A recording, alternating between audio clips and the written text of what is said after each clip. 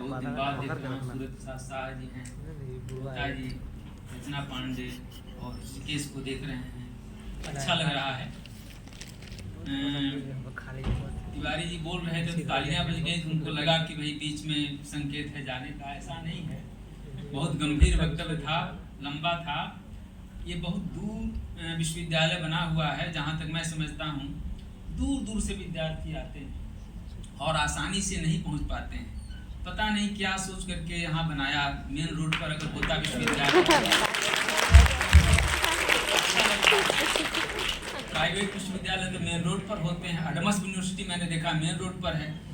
कुछ दिमाग में आया होगा लोगों को, तो जाहिर है कि ये सब बच्चे जाना चाह रहे हैं और जल्दी छुट्टी मिल जाए, क्योंकि लड़कियां ज़्यादा हैं, दिखाई दे रहा है।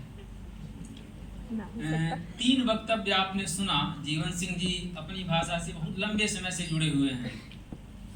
संकेत कर दिया था उन्होंने जो कहना चाह रहे थे, ज़्यादा नहीं कह पाए वो। उनको ज़्यादा समय मिलना भी नहीं चाहिए, अपनी भाषा के पुराने सदस्य हैं। दूसरे लोगों को सुनना और उस पर टिप्पणी करना ज़्यादा अच्छा होता है। 2 जो वक्तव्य हुए, प्रेमपाल शर्मा जी का और तिवारी जी का, आपने महसूस किया होगा कि दोनों 2 क्षेत्र से संबंधित वक्तव्य थे, अलग अलग। प्रेमपाल शर्मा रिटायर्ड अफसर हैं, IRS हैं, ज्वाइंट सेक्रेटरी रहे हैं, और एक ज्वाइंट सेक्रेटरी माने एक तरह से IAS अफसर जो है, तमाम भाषा से संबंधित तमाम किताबें उनकी प्रकाशित हैं और लगातार लिख रहे हैं, हस्तक्षेप कर रहे हैं, पत्र पत्रिकाओं में, अखबारों में लिखते हैं ज्वलंत मुद्दे जो भाषा से संबंधित हैं। उनके व्याख्यान में आपने देखा वो सारे मुद्दे किसी न किसी रूप में आए। तिवारी जी का मुख्य क्षेत्र है जो यहाँ तक मैं जानता हूँ, जिसकी चर्चा भी हुई है। अकेले ऐसे आलोचक दिखाई देते हैं मुझे जिनका मुख्य क्षेत्र दलित आलोचना है, दलित साहित्य का चिंतन है। ये तिवारी जी हैं, लेकिन लिखा है सारा दलित आंदोलन पर। और इनकी आलोचना की जो खूबी है वो अनुसंधान परखता, जो भी कहते हैं बाकायदा प्रमाण सहित उदाहरण दे करके, तो सारी चीजें यहाँ दिखाई दी हैं। भाषा की सामर्थ्य क्या होती है और भाषा का सौंदर्य क्या होता है, मध्यकाल से और संस्कृत से उदाहरण दे करके जितने व्यवस्थित ढंग से इन्होंने रखा है, इस तरह के व्याख्यान कम सुनने को मिलेंगे। मैं दोनों को बधाई देता हूँ। 2 एक बातें मैं कहना चाहता हूँ, समय को ध्यान में रखते हुए। 10 मिनट से ज़्यादा मैं नहीं लूँगा। जो चुनौती हमारे सामने 2012 में विश्व हिंदी सम्मेलन हुआ था साउथ अफ्रीका में, वहाँ मैं गया था, जोहान्सबर्ग। वहाँ जब मैं गया, तो जब एयरपोर्ट से हम उतरे, हमारे डेलीगेट्स जो थे, तो पहली चीज जो हमको बताई गई, वहाँ के अधिकारियों ने कहा यह हाई क्राइम जोन है, बहुत अपराध वाला क्षेत्र है, आप लोग जहाँ भी ठहरिएगा अकेले होटल से बाहर मत जाइएगा और दिन डूबने से पहले होटल में चले आइएगा। तो मुझे बड़ा अटपटा लगा कि जोहान्सबर्ग जैसा बड़ा शहर, सुंदर जगह, आए तो बहुत खूबसूरत सड़कें थी और होटल में ठहराया गया, वो भी बहुत अच्छी चीज़ थी। वहाँ जहाँ कार्यक्रम रखा गया था, सम्मेलन हुआ था, वो बहुत खूबसूरत, बहुत विशाल क्षेत्र था। तो मैं चिंतित था कि इतना सुंदर, इतनी सुंदर जगह है, इतना बड़ा इलाका है, भारत में उस तरह के तो मैं देख नहीं पाता हूँ। कलकत्ता में वैसी जगह नहीं दिखाई देती, दिल्ली में भी नहीं देखा, तमाम शहरों को देखा, बहुत खूबसूरत जगह हो। जहाँ कार्यक्रम हुआ था कन्वेंशन सेंटर का था। 2 दिन बाद मुझे पता चल गया उसका रहस्य क्या है। पता ये चला कि वहाँ लगभग 80% जो लोग हैं, वहाँ 3 बड़े शहर हैं, जोहान्सबर्ग, डरबन और केप टाउन। डरबन में गांधी जी 20 साल रहे, इंडियन ओपिनियन निकाला था वहीं से। वो लोग कहते हैं कि भारत ने बैरिस्टर मोहनदास को हमारे यहाँ भेजा और हमने महात्मा बना करके उनको वापस किया। 20 साल तक वहाँ रहे।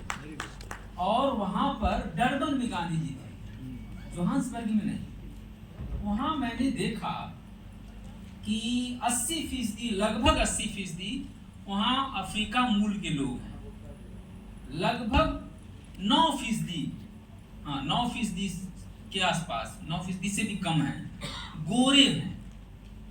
और 3% के आसपास एशिया मूल के हैं, जिसमें भारत के भी लोग हैं। जो गोरे हैं वहाँ सोने और हीरे की खदानें बहुत हैं। गोरे उसी खदानों के चक्कर में गए और वहाँ के लोगों से काम कराया खदानों में, कालों से जो अफ्रीकन मूल के हैं, और उन्हीं लोगों से खदानों में काम करा करके सोना और हीरा इकट्ठा किया और मालूमाल हो गए। वहाँ पर 2 ही वर्ग है, एक अमीर है और दूसरा गरीब है।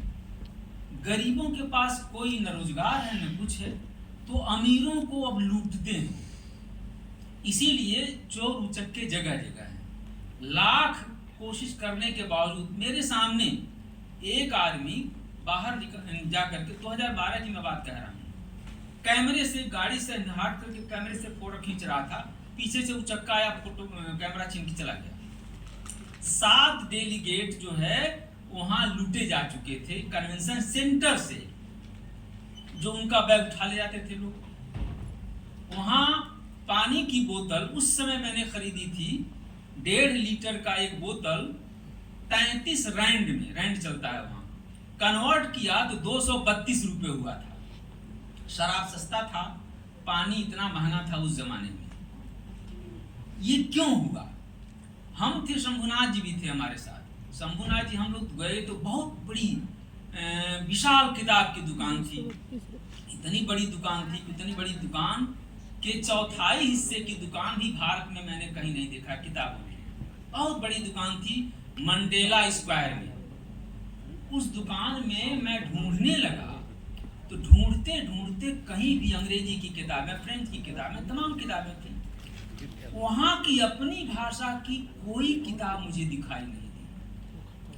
80% आबादी जो वहां की मूल आबादी है, वहां की भाषा में मैं किताबें ढूंढ रहा था कि मैं ढूंढूं कि कहाँ कोने में कहीं किताब है कि नहीं। 2-4 एक भी किताब मुझे वहां की स्थानीय भाषाओं की नहीं मिली। सब अंग्रेजी की किताबें भरी हुई थी। किताब इतनी महंगी कि कोई किताब, बहुत अच्छी अच्छी किताबें थी, एक आध किताब मैंने देखी और सोचा कि किताब खरीद लें एक आध चीज। तो जब दाम कन्वर्ट करके रुपए में देखा तो उस किताब, वह किताब जो है भारत में 1/4 रुपए में मिल जाएगी। किताब कोई नहीं मैंने खरीदी। मुझे लगा कि भारत भी ऐसा ही हो जाएगा क्या भविष्य में, क्योंकि वहां की 80% आबादी की जो भाषा है उसकी किताबें उस देश से गायब हो चुकी हैं। आप कल्पना कीजिए, वहां जब हम लोग ठहरे थे तो वहां हम लोगों के मनोरंजन के लिए जो हाई कमिश्नर थे उनके यहाँ कार्यक्रम था, तो जुलू नृत्य दिखाया गया। वहां की स्थानीय जनजातियां जो थी उन्होंने नृत्य पेश किया था। जुलू नृत्य हमने देखा, यानी लोगों की जबान पर वहां की भाषाएं बची हुई हैं, नृत्य में भाषाएं बची हुई हैं, लेकिन वहां की सारी भाषाओं को अंग्रेजी लील चुकी है, निगल चुकी है। चिंता इस बात की है। और आज जब हम यहाँ देखते हैं कि हमारे यहाँ अभी अभी जो मैनिफेस्टो लागू हुआ है, कांग्रेस का है, बीजेपी का, जिस किसी का भी है, किसी के मैनिफेस्टो में भाषा का मुद्दा नहीं है। किसी के मैनिफेस्टो में नहीं, मुद्दा ही नहीं है। भाषा अकेला शायद भारत ऐसा देश है दुनिया का जिसके पास अपनी कोई राष्ट्रभाषा नहीं है। आपके यहाँ Hindi official language of the union, ये टर्म है, संघ की राजभाषा, राष्ट्रभाषा नहीं। गांधी जी कहते कहते मर गए राष्ट्रभाषा हो। और हम जो पढ़े हैं या आप जो पढ़ रहे हैं, आपके बच्चे जो आएंगे वो अपनी भाषा कितना जानेंगे, आप खुद सोच रहे होंगे। आप देखिए आपके अगल बगल शिक्षा को प्राइवेट सेक्टर में दे दिया गया। अब शिक्षा अगर प्राइवेट सेक्टर में जाएगा तो कोई आदमी स्कूल खोलेगा, विद्यालय खोलेगा, यूनिवर्सिटी खोलेगा तो हिंदी माध्यम से पढ़ाएगा क्या? आप कानून बनाते रहिए। इतनी हिंदी माध्यम से पढ़ाएंगे तो आपकी दुकान बंद हो जाएगी, कोई नहीं पढ़ेगा, क्योंकि उनको तो मुनाफा कमाना है। शिक्षा मुनाफा कमाने की चीज नहीं है। आज के 20 साल 25 साल पहले जो विद्यालय खुलते थे, लोग खोलते थे, वो अपने बाप दादा के नाम पर खोलते थे, शिक्षा दान के लिए की जाती थी। शिक्षालय खोल करके लोग खुश होते थे कि हम इतने जनता का कल्याण करेंगे। अब शिक्षा क्या हो रही है? व्यापार के लिए की जा रही है। शिक्षा व्यापार की विषय है, और व्यापार जब करेंगे तो हिंदी माध्यम से चलाएंगे व्यापार, तो चलेगा ही नहीं। कानून चाहे जो बनाइए, सवाल यह है कि आप कहते हैं कि विकास होगा, समाज का विकास होगा, और आप बताते भी हैं कि साहब हम विश्व गुरु थे। अरे विश्व गुरु थे भी हम मान लें, तो जब विश्व गुरु थे तो क्या अंग्रेजी में पढ़ते थे क्या? विश्व गुरु जब थे, अभी जितना उदाहरण दिया तिवारी जी ने, विश्व गुरु जब थे तो हम संस्कृत में पढ़ते थे, अपनी भाषाओं में पढ़ते थे। सारे महत्वपूर्ण ग्रंथ आर्यभट्ट ने अपनी भाषाओं में आर्यभट्टीय लिखा है। अभिनव गुप्त ने या ध्वन्यालोक लिखने वाले, उन सब लोगों ने अपनी भाषाओं में लिखा है। चाणक्य का, कौटिल्य का अर्थशास्त्र जो है कविता में है, अपनी भाषा में है, दूसरे की भाषा में नहीं है। दुनिया के जितने देश हैं, जो विकसित देश हैं, वो सब अपनी भाषाओं में पढ़ते हैं। दूसरे की भाषा में पढ़ करके कोई विकसित नहीं हो सकता, ये संभव ही नहीं है। अमेरिका इंग्लैंड अंग्रेजी में पढ़ता है, जापान जापानी में पढ़ता है, चीन चीनी में पढ़ता है, जर्मनी जर्मन में पढ़ता है, फ्रांस फ्रेंच में पढ़ता है। अपनी भाषा में कौन नहीं पढ़ता है भाई? बता दीजिए कोई विकसित देश हो। इसलिए कि अपनी भाषा में, महाश्वेता देवी जी ने लिखा है कि जिस भाषा में हम सपना देखते हैं ना, उसी भाषा में लिखना चाहिए। वह सपना हम किसकी भाषा में देखते हैं? अपनी मातृभाषा में देखते हैं।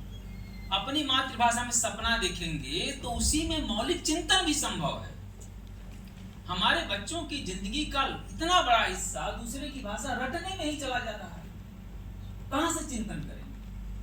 इसलिए सबसे बड़ी समस्या है कि आने वाले दिनों में, संकेत किया था इसके पहले जीवन सिंह ने, कि तमाम भाषाएं मर रही हैं। एक भाषा मरने का मतलब समझते हैं? एक भाषा मरने का मतलब है पूरी की पूरी वो जाति मर जाती है। कल्पना कीजिए बांग्ला भाषा दुनिया से खत्म हो जाए तो बंगाली जाति खत्म हो जाएगी। ध्यान रखिए, जैसे जोहान्सबर्ग में साउथ अफ्रीका में खत्म हो चुकी है वहां की जातियां, केवल वैसे ही दिखाई देते हैं। सारे के सारे गोरे काबिज हो चुके हैं अंग्रेजी की भाषा, और सब काले काले अंग्रेज हैं। वो हमारे देश में काले अंग्रेज बहुत तेजी से बढ़ रहे हैं। तो मूल समस्या है कि हम अपने देश की जो राजनीतिक पार्टियां हैं, उनके एजेंडे में भाषा का मुद्दा शामिल करें। अगर हम अपने गांव के, देहात के जो टैलेंटेड बच्चे हैं, उनको मुख्य धारा में लाना चाहते हैं, तो हमें उनकी भाषा में शिक्षा देनी पड़ेगी, न कि हम उम्मीद करेंगे कि अंग्रेजी में वो पढ़ेंगे। अंग्रेजी में पढ़ेंगे तो बेचारे आपकी भाषा ही सीखते रह जाएंगे, वो पढ़ेंगे क्या? आपको उनकी अपनी भाषा में पढ़ाइए ना, बंगला में पढ़ाइए। प्रेमपाल शर्मा ने कहा है ना, हमसे बता रहे थे एक बार वो, कि जिस बार कोठारी कमीशन की रिपोर्ट लागू हुई, संयोग से उसी समय वो IAS की परीक्षा हुई और बड़ी भारी संख्या में। उसके पहले, जहां तक मुझे याद है, कोठारी कमीशन की रिपोर्ट लागू होने के पहले UPSC में अंग्रेजी में ही केवल परीक्षा देते थे बच्चे। कोठारी कमीशन की रिपोर्ट लागू हुई 1979 में संभवतः। उसके बाद जहां 10,000 बच्चे परीक्षा दिए थे, अपनी भाषा में 8वीं अनुसूची में शामिल सभी भाषाओं में परीक्षा दे सकते हैं। ये जब लागू हो गया, कोठारी कमीशन ने रिकमेंड किया और लागू हो गया, तो अचानक 1,11,000 लोगों ने परीक्षा दी उस साल, और उसी का फल है कि ये भी IAS हो गए।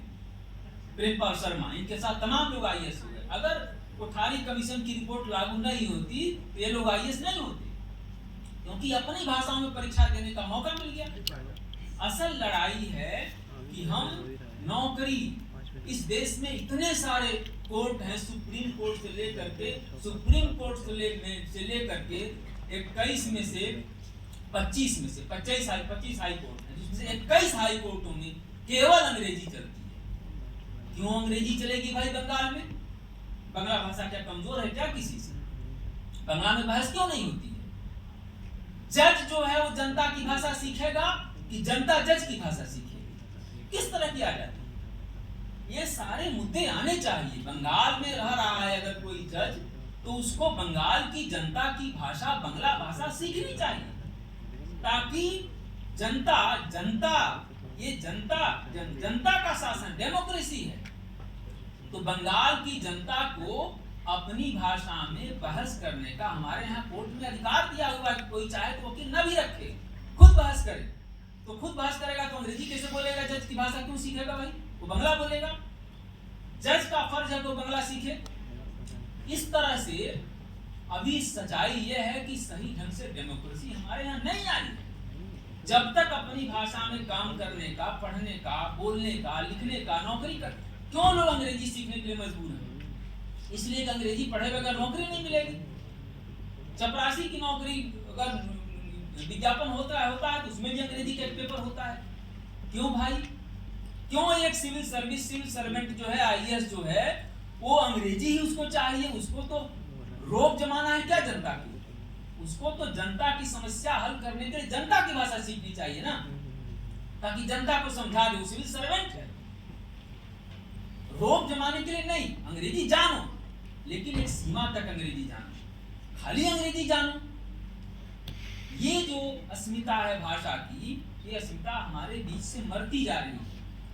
हमारे भीतर ये अस्मिता जब तक जगेगी नहीं, जब तक हम अपने अधिकारों की लड़ाई नहीं लड़ेंगे, तब तक समाज का विकास संभव नहीं है।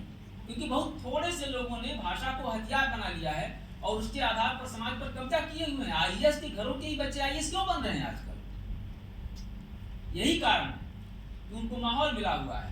इसलिए मूल लड़ाई ये है कि मैनिफेस्टो में, राजनीतिक दलों की मैनिफेस्टो में मुद्दा आना चाहिए भाषा की समस्या। हमारे भाषा की समस्या उनके यहाँ कहीं दूर दूर तक नहीं है, क्योंकि हमारे दिमाग में नहीं। हम मान चुके हैं, यथास्थितिवादी हो चुके हैं। मालिक की जो गुलाम जो होता है ना, वो गुलाम ही सोचता है कि मालिक की भाषा जानेंगे तो फायदे में रहेंगे। अगर हम मालिक की भाषा जानेंगे तो फायदे में रहेंगे, इसका मतलब हम गुलाम हैं। ये जो विषय है, ये गंभीर विषय है, इसकी तरफ ध्यान देना चाहिए। और भाषा का मुद्दा कम से कम जनता के बीच चिंता और उसका मुद्दा होना चाहिए। अगर इस देश का विकास होगा, क्योंकि दुनिया में जितने विकसित देश हैं, सभी अपनी भाषाओं में पढ़कर ही विकसित हुए हैं। हमारे बच्चे दूसरे देशों में जाते हैं तो वहाँ की भाषा सीखते हैं, सीखना पड़ता है, टॉफल देना पड़ता है, test of English as foreign language, तब उन देशों में उनकी भर्ती होते हैं। और हमारे यहाँ वो आते हैं तो उनकी भाषा बनी बनाई मिल जाती है। अमेरिका और इंग्लैंड के लोग, दूसरे देशों के लोग, उनको कोई दिक्कत नहीं होती। ये बहुत गंभीर मामला है, इसकी तरफ ध्यान दिया जाना चाहिए। मैंने कहा था कि मैं 5-7 मिनट बोलूँगा और वो भी गया, 5 बज रहा है। मुझे खेद है कि 2-4 शब्द मैंने ज़्यादा कर लिया, लेकिन बहुत शानदार वक्तव्य रहा है जो भी रहा है। और सबसे अच्छा मुझे लग रहा है इतनी बड़ी उपस्थिति देखकर गौरव का अनुभव हो रहा है। और हमारे अरुण गोता जी जो अपनी भाषा के अध्यक्ष हैं, नीचे ही बैठे हुए हैं, एक शब्द उन्होंने कुछ कहा भी नहीं। तो बहरहाल उन सब के प्रयास से सब हुआ और आप सबका दायित्व बनता है, हम सबका दायित्व बनता है, आप सबका नहीं, हम सबका दायित्व बनता है। ये हमारी चिंता का विषय है और ये हमारी चिंता का विषय हम नहीं सोचेंगे तो कौन सोचेगा? ये चिंता का विषय हमारे दूसरे विषयों में शामिल होना चाहिए। जितना ही अपनी भाषाओं को बचा पाएंगे, अपनी भाषाओं में सोचते हम अपनी भाषा में ही हैं, दूसरी की भाषा में सोच ही नहीं सकते। इसलिए मौलिक चिंतन भी अपनी भाषा में ही संभव है। तो जितना हम बचा पाएं अपनी भाषा को, उतना हमें प्रयास करना चाहिए। बहुत बहुत धन्यवाद।